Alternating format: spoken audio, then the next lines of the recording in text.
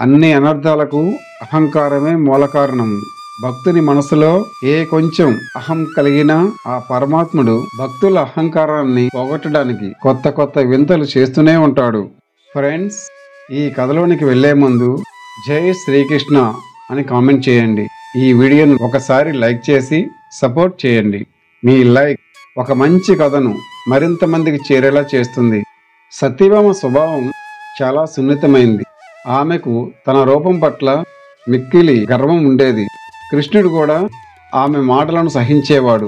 ఒకసారి సుదర్శన చక్రానికి కూడా తన శక్తి పట్ల అహం కలిగింది. నేను ఇంద్రుని వజ్రాన్ని ఓడించాను. భగవంతునికి కష్టాలు వచ్చినప్పుడు నన్నే పిలుస్తూ ఉంటారు. అలాగే గరుత్మంతునికి కూడా ఒకసారి అహం కలిగింది. నాతో సమాన బలవంతుడు, వేగంగా వెళ్లేవాడు మరొకడు లేడు అని అనుకున్నాడు. యుద్ధంలో భగవంతునికి కూడా సహాయం చేశాను. అందువల్లనే శ్రీకృష్ణ పరమాత్ముడు తనకంటే ఎత్తైన ధ్వజం పైన నాకు చోటు ఇచ్చాడు.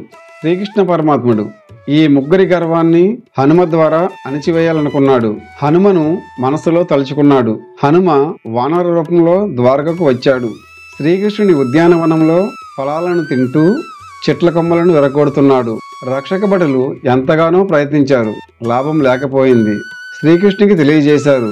ఆయన వెంటనే గరుత్మంతుని పిలిచి, గరుత్మంత, ఎవరో వానరుడట మన ఉద్యానవనాన్ని నాశనం చేస్తున్నాడట. నీవు అతన్ని ఏ విధంగానైనా పట్టుకొని రమ్ము. గరుత్మంతుడు, స్వామి, పిచ్చికి పైన బ్రహ్మాస్త్రం వదులుతున్నారా? ఇప్పుడే పట్టుకొని తీసుకువస్తాను. గరుత్మంతుడు వెళ్లి చూచాడు. హనుమ ఫలాలను తింటున్నాడు. అక్కడక్కడ కొమ్మలను విరుస్తున్నాడు. గరుత్మంతుడు మందలిస్తూ, ఈ తోట ద్వారకాధీశునిది. శ్రీకృష్ణ పరమాత్ముడు నేను పిలుస్తున్నాడు. దానికి హనుమ సమాధానమిస్తూ, ద్వారకాధీశుడు నీకు స్వామి కావచ్చు. నా స్వామి అయోధ్యాధిపతి. నేను శ్రీ సీతారాముల దాసుడను. నేను శ్రీరాముని ఆజ్ఞను తప్ప మరెవ్వరి ఆజ్ఞను పాటించను. హనుమ సమాధానం ఇచ్చాడు. గరుత్మంతుడు సమాధానమిస్తూ, నీవు రాకపోతే బలవంతంగా తీసుకొని వెళ్తాను.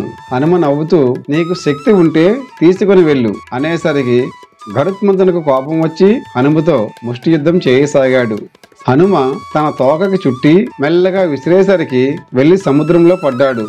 గరుత్మంతుని చూసిన శ్రీకృష్ణుడు, గరుత్మంత, సముద్ర స్నానం అయిందా? అవును స్వామి. అతను సామాన్య వానరుడు కాదు. శ్రీకృష్ణుడు గరుత్మంతునితో, నా పేరు చెప్పకుండా శ్రీ సీతారాములు పిలుస్తున్నారని చెప్పు. అప్పుడు గరుత్మంతుడు మలయాచలంపైకి వెళ్లి ఆ వానరునితో, నిన్ను శ్రీ సీతారాములు పిలుస్తున్నారు అని అన్నాడు. హనుమ దానికి స్పందిస్తూ, నీవు పద, నేను వస్తున్నాను అని అన్నాడు. ఓ వానరా, మా మహారాజు గారు నిన్ను త్వరగా రమ్మన్నారు. హనుమ స్పందిస్తూ, నీవు పద, నేను వస్తున్నానని తిరిగి అన్నాడు. గరుత్మంతుడు, హనుమా, నీవు బలవంతుడివే కాని నాతో సమానంగా వెళ్ళజాలవు. నా వీపు పైన కూర్చుంటే క్షణంలో స్వామి దగ్గరికి చేర్చుతాను. స్వామి కూర్చుండు వాహనం పైన నేను కూర్చుని రాను. నీవు పద, వస్తున్నానని చెప్పాడు. గరుత్మంతుడు మొండిపట్టి పట్టాడు. ఏమైనా సరే తీసుకు వెళ్తాను అంటున్నాడు. హనుమ చివరకు గరుత్మంతుని తన తోకకు చుట్టి ఒక్క విసిరి విసిరాడు. అతను ద్వారక దగ్గరకు వచ్చి పడ్డాడు. భగవంతుడు ఎవరిని లోనికి రానియవలదని సుదర్శన చక్రానికి ఆదేశించాడు. సుదర్శన చక్రం గర్వంతో రొమ్ము విరుచుకుంటూ ముఖద్వారం దగ్గరకు చేరి నిలబడ్డాడు. హనుమ లోనికి ప్రవేశించుండగా సుదర్శన చక్రం చూసి, స్వామివారి ఆదేశం పైన నేను ఇక్కడ ఉన్నాను. లోనికి వెళ్ళడానికి వీలు లేదు.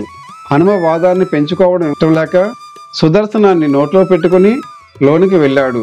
ఇంతలో శ్రీకృష్ణ పరమాత్ముడు సత్యభామతో, హనుమ సీతారామ రూపాన్ని చూడటానికి వస్తున్నాడు. రుక్మిణిని పంపు. సీత రూపంలో నా దగ్గర కూర్చుంటుంది అని సత్యభామకు చెప్పాడు.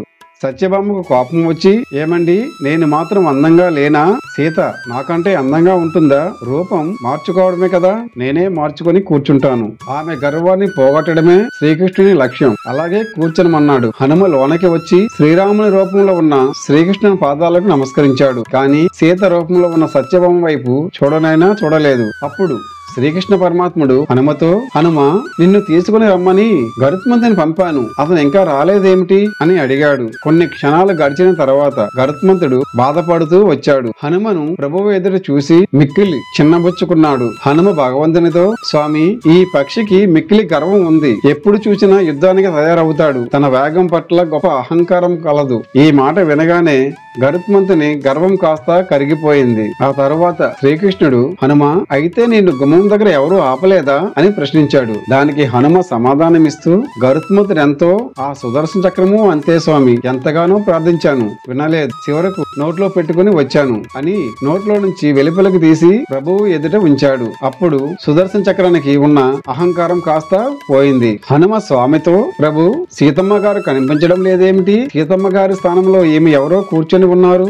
ఈ మాట వినగానే సత్యభామకు ఉన్న గర్వం కాస్త మాయమైపోయింది. ఆ విధంగా శ్రీకృష్ణ పరమాత్ముడు ముగ్గురి గర్వాన్ని హనుమ ద్వారా పోగొట్టాడు. చివరకు హనుమంతుడు స్వామికి నమస్కరించి మలయాచలం పైకి తిరిగి వెళ్లిపోయాడు. వారు శ్రీకృష్ణు ముందుకు వచ్చి నమస్కరించి చెప్పారు, ప్రభు, మేము నిజమైన శక్తిని అర్థం చేసుకోలేకపోయాము. భక్తి, వినయం ఎంత శక్తివంతమో ఇప్పుడు తెలుసుకున్నాము. శ్రీకృష్ణ పరమాత్ముడు సంతోషించి, హనుమంతుడిలో ఉన్నది నిజమైన భక్తి. ఆ భక్తి ముందు ఏ శక్తి అయినా చిన్నదే. గర్వం, అహంకారాలు మానుకొని ధర్మ మార్గాన్ని అనుసరించాలి అని శ్రీకృష్ణ పరమాత్ముడు వారికి బోధించాడు. జై శ్రీకృష్ణ, జై శ్రీరామ్. ఈ కథ మీ మనసును తాకితే లైక్ చేసి షేర్ చేయండి. ఇలాంటి మరెన్నో ఆధ్యాత్మిక, పౌరాణిక మరియు ధార్మిక కథల కోసం మా ఛానల్ను ఇప్పుడే సబ్స్క్రైబ్ చేసుకోండి. అలాగే మీ అభిప్రాయాన్ని కామెంట్ రూపంలో తెలియచేయండి. Thanks for watching.